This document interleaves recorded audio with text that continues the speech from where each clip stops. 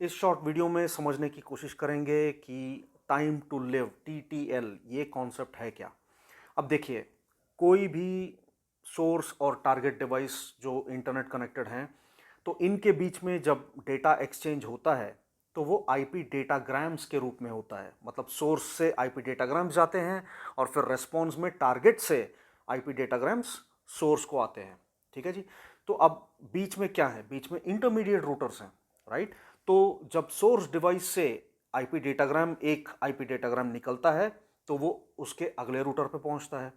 फिर वो रूटर फिर उसको अगले वाले रूटर पे फॉरवर्ड करेगा। फिर वो वाला दूसरा वाला जो रूटर है वो उसको फिर तीसरे रूटर पे फॉरवर्ड करेगा। ऐसे करते करते करते वो अल्टीमेटली आईपी डेटाग्राम जो है वो टारगेट तक पहुंचता है, राइट। और फिर वापस यही होता है रेस्पॉन्स के केस में भी। ठीक है जी। तो पॉइंट ये है कि अल्टीमेटली इसको हॉपिंग बोलते हैं। मतलब जब एक डिवाइस से, तो मान लीजिए सोर्स डिवाइस से अगले रूटर तक जब डेटाग्राम जाता है आईपी डेटाग्राम, तो एक हॉप हो गया। फिर उस रूटर से फिर अगले रूटर पे जाता है तो फिर वो दूसरा हॉप हो गया। ऐसे तो इसको हॉप्स बोलते हैं। ठीक है जी। अब ये जो टीटीएल जो फील्ड है ये आईपी हेडर में पाया जाता है। ठीक है। तो कोई भी आईपी डेटाग्राम हो तो उसके दो भाग होते हैं, राइट, हेडर और पेलोड।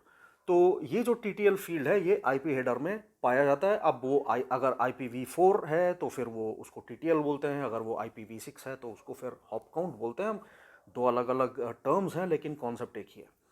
ठीक है जी। तो जो सोर्स डिवाइस पे जो ऑपरेटिंग सिस्टम चल रहा है, राइट, तो उसकी जिम्मेदारी होती है कि हर जो आईपी डेटाग्राम डिवाइस से, उस डिवाइस से जो निकल रहा है टारगेट की तरफ, राइट, तो उसमें टीटीएल का वैल्यू सेट होना चाहिए। ठीक है जी। और ये वैल्यू डिसाइड करता है कि सोर्स डिवाइस और टारगेट डिवाइस के बीच में कितने इंटरमीडिएट रूटर्स हो सकते हैं जिनसे गुजर के आईपी डेटाग्राम सोर्स से लेके टारगेट तक पहुंचेगा। अब सोर्स डिवाइस से जब टारगेट डिवाइस की तरफ एक आईपी डेटाग्राम निकलता है, ठीक है जी, तो अब मान लीजिए सोर्स डिवाइस ने टीटीएल का वैल्यू 64 सेट किया, राइट। अब ये इसको भेजेगा अपने डायरेक्टली कनेक्टेड रूटर को, राइट। तो जैसे ही वो डायरेक्टली कनेक्टेड रूटर पे ये आईपी डेटाग्राम पहुंचा तो वो देखता है कि उसका आईपी हेडर में टीटीएल का वैल्यू है 64। तो 64 को वो ओवरराइट करेगा, ओवरराइट करके 63 कर देगा। ठीक है जी। मतलब एक से कम किया और वापस हेडर में ही लिख दिया। अब ये मॉडिफाइड आईपी डेटाग्राम को वो अगले रूटर को फॉरवर्ड करेगा। जब वो अगले रूटर पे पहुंचता है फिर वो टीटीएल का वैल्यू चेक करता है आईपी हेडर में, राइट, और वो उसको ओवरराइट करके 63 से 62 कर देगा। तो ऐसे एक एक रूटर हॉप करते करते करते करते जो आईपी डेटाग्राम का जो टीटीएल का वैल्यू है वो कम होते होते होते आगे बढ़ेगा। लेकिन टारगेट तक पहुंचने से पहले ये है पॉसिबिलिटी कि वो टीटीएल का वैल्यू ज़ीरो हो जाए।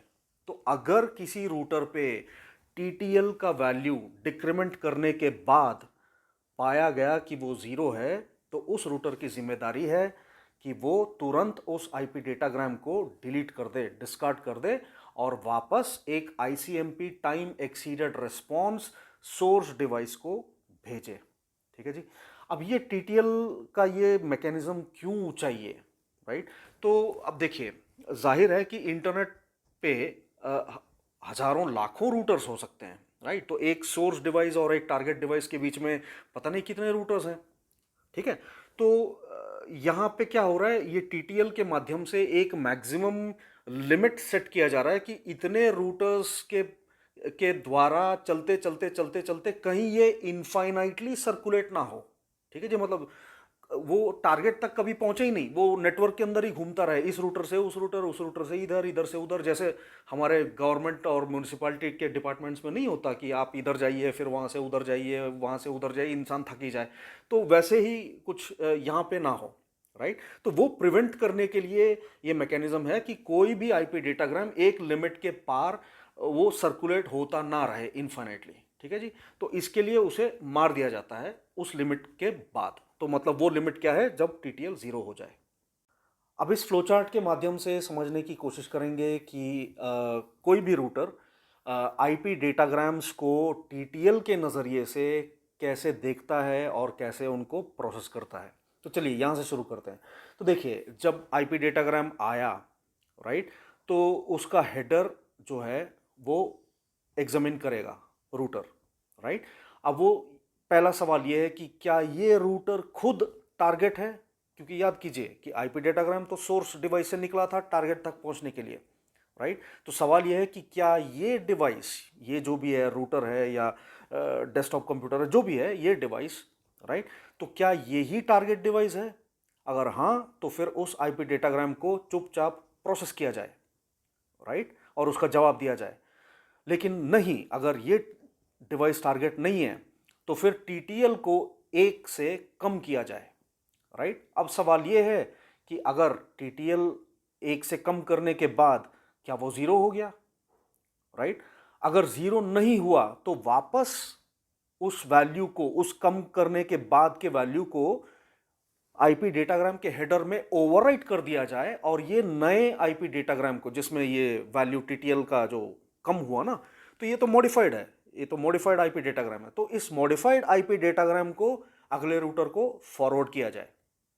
लेकिन अगर टीटीएल 0 हो गया तो फिर तुरंत उस आईपी डेटाग्राम को वहीं मार दिया जाए, मतलब डिलीट या फिर उसको डिस्कार्ड बोलेंगे।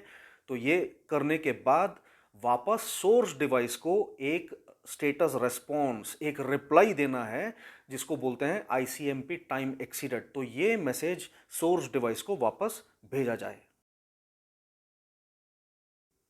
अब आखिर में ये डायग्राम जल्दी से समझने की कोशिश करेंगे। तो ये देखिए, टीटीएल का जो थियोरेटिकल मैक्सिमम वैल्यू है वो है 255, जबकि लिनक्स, मैक और एंड्रॉयड, जो कि सारे लिनक्स के ही हैं वेरिएशंस अल्टीमेटली, तो ये सारे 64 पे सेट करते हैं उसको, और विंडोज़ जो है वो उसको 128 पे सेट करता है। ठीक है जी। तो अब हम देखते हैं एक बढ़िया सा एग्जांपल टीटीएल का। ठीक है। तो अब देखिए, अब ये है अपना सोर्स डिवाइस यहाँ पे, और ये है टारगेट डिवाइस। ठीक है। और बीच में पड़ते हैं 3 इंटरमीडिएट रूटर्स और भी हैं जो, लेकिन इस एग्जांपल के लिए हम ये सोचेंगे कि ये 3 रूटर्स जो हैं ए रूट पे जो आईपी डेटाग्राम है वो जा रहा है। ठीक है जी। तो मान लीजिए टीटीएल अगर 1 सेट करके सोर्स डिवाइस ने भेज दिया, तो जाहिर है कि वो इस रूटर पे मर जाएगा। क्यों? क्योंकि देखिए, रूटर का बिहेवियर क्या है जो हमने प्रीवियस फ्लो चार्ट में देखा, राइट। तो आईपी, तो चलिए देखते हैं कि रूटर, ये जो पहला रूटर है इसका क्या बिहेवियर है, राइट, उस फ्लो चार्ट के हिसाब से। तो पहला तो पॉइंट ये है कि क्या ये टारगेट है, वो था ना पहला डिसीजन, क्या ये टारगेट है? नहीं, ये टारगेट नहीं है। तो अगर ये टारगेट नहीं है तो फिर टीटीएल को डिक्रीमेंट करो। तो टीटीएल आया ही 1 वैल्यू से, राइट, तो उसको डिक्रीमेंट किया तो टीटीएल क्या होगा? अभी 0 होगा, राइट। तो जब 0 है तो इस रूटर की जिम्मेदारी है कि तुरंत उसको मार दे, आईपी डेटाग्राम को मार दे, और वापस सोर्स डिवाइस को स्टेटस रेस्पॉन्स भेजे कि आईसीएमपी टाइम एक्सीडेड, मतलब खत्म, तुम्हारा आईपी डेटाग्राम पहुंचा ही नहीं टारगेट तक, मर गया बीच में। ठीक है जी। अब आप सोच सकते हैं कि टीटीएल 2 के लिए वो अगले रूटर तक पहुंचेगा, फिर वहां मर जाएगा। टीटीएल 3 अगले रूटर पे पहुंचेगा, तीसरे रूटर पे, फिर वहां मर जाएगा, राइट। तो जाहिर है कि कम से कम टीटीएल 4 होना चाहिए। आई बात समझ में आपको, राइट। तो कम से कम टीटीएल 4 होना चाहिए ताकि वो टारगेट तक पहुंच सके। ठीक है जी। तो इस हिसाब से आप देख सकते हैं कि लिनक्स या मैक या एंड्रॉयड में 64 सेट किया जाता है और विंडोज़ में 128 सेट किया जाता है, मतलब जो कि काफ़ी है, राइट। तो इसका मतलब क्या हो गया कि सोर्स डिवाइस और टारगेट डिवाइस के बीच में पूरे इंटरनेट में, सारे इंटरनेट को मिला के, जितने रूटर्स हैं सब मिला के, ठीक है जी, और जितने जो भी है डिवाइसेस, इंटरनेट पे कनेक्टेड डिवाइसेस जो भी हैं सब मिला के, कुल मिला के सोर्स डिवाइस और टारगेट डिवाइस के बीच में मैक्सिमम 64 डिवाइसेस। चलिए, अब 128, 64 और 255 में सबसे छोटा नंबर तो 64 है, 64 पकड़ते हैं। इसका मतलब सोर्स डिवाइस और टारगेट डिवाइस के बीच में मैक्सिमम पूरे इंटरनेट में 64 रूटर्स ही हो सकते हैं। इसके आगे अगर होते हैं तो फिर आपका आईपी डेटाग्राम कभी टारगेट तक पहुंचेगा ही नहीं।